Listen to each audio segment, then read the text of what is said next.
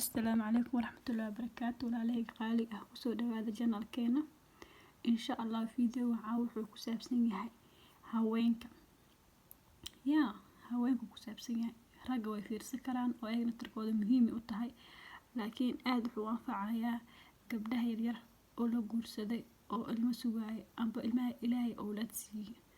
Marka insha Allah waxaan rabaa inaan ka hadlo calaamadaha uurka maadaama oo janaalada dadka badan ay u furtaan qof kasta wuxuu yaqaan inuu qofka walaalkiisa ku caawiyo in cunto kaliya ama si la isku qurxiyo kaliya qofka aad ku caawisid ma waxa soo baratay inaad dadka ku caawisid fiican.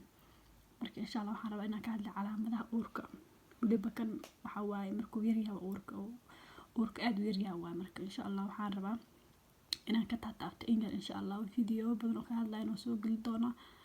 Marka insha Allah calaamad ugu horeyso oo gabadha ay ku ogaanayso inay uur leedahay waxa waaye caadadu soo daahda. Taas dadkana og caado markay soo daahdo waxa la dhahaa gabadha ama uur leedahay laakiin taas caado soo daahda ma dhihi karo uur leedahay hadaysan gabadha calaamado kale aysan isku arkeynin.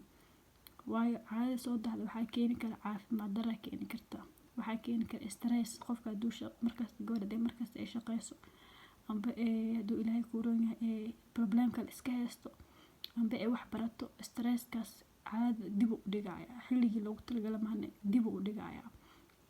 Gabdhaha qaar kana caado wareer oo ku dhama markaas waxa laga yaabaa bishii meeshu hal mar amba laba jeer ugu imaanay inuu 3 jeer 4 jeer ugu laga yaabaa.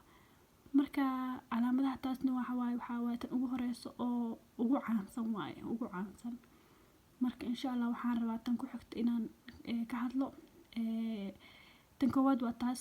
Tan labaad waxa waaye mataga subaxdii la isku arkay waliba xilli kasta ma xilliga subaxdii waaye qofku markay haweenka soo kacdo waxay isku arkaysaa lalabo oo alexeynimo marka taas iyadana waxay kamid tahay calaamadaha ugu horeeya uurka cusub.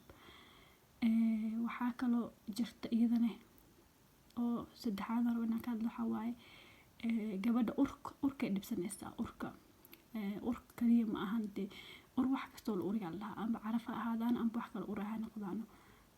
Marka barafuunada qaar dhibsan kartaa waxay dhibsan kartaa cuntooyinka qaar badanaa waxa waaye xawaajiyada iyo tuunta iyo waxyaabahaas gabdhaha aad u dhibaan.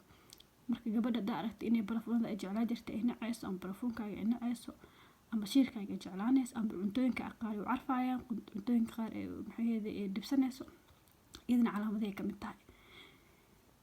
Taas waa tii saddexaad. Tan afaraad aan rabo caawa inaan ka hadlo waxa waaye cuntada markay cunayso gabadha ama teedka marna wuu ka xirmaa marna wuu furmaa marba qofba si waaye.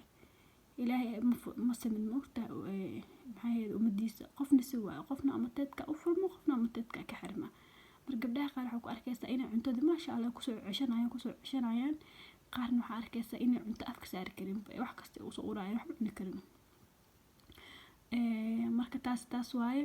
Tan labaad aan rabo inaan ka hadlo waxa waaye daal fara badan isku arkaysaa gabadha waxa arkaysaa gabadhii maasha Allah maanta cunto karinayso guriga dhaqayso hagaajinayso inaa ku aragtid inay maanta iska jiifto gabadha maanta waa iska hurdaysaa. Marka ayadan taasina waxa waa qodob kale waaye. Waxyaabaha kale oo lagu arko uurka bilowgiis waxa waaye naasaha gabadha xanuuna way bararayaan wayna xanuunayaan. Iyadan taas waxay kamid tahay calaamadaha ugu horeeyo uurka. Marka insha Allah ta'ala calaamada kale idin soo wada tan ugu horeyso waaye. Marka badanaa waxa la gabadha ducaada ka soo dad waxa la gabadha uur leedahay laakiin caadada tankeeda caafimaad darro keenta stress keena waxyaabo badan keena. Laakiin haday caadana ka soo dahday calaamadahana ku soo sheegan mid isku aragta dhakhtarka ha ka gaarsiiso insha Allah. Waayo waxa laga yaabaa gabdhaha ugubka oo maasha Allah la soo aroosay uur qaadaan aysan ogeyn. Marka waxa la rabaa in dhakhtarka gaarsiiso u hesho fiitamiinadii caafimaadkeeda loola socdo insha Allah. Walaalahay ma santiin insha Allah video badan oo ay soo galin doona haduu Ilaahay yiraahdo. Assalaamu calaykum.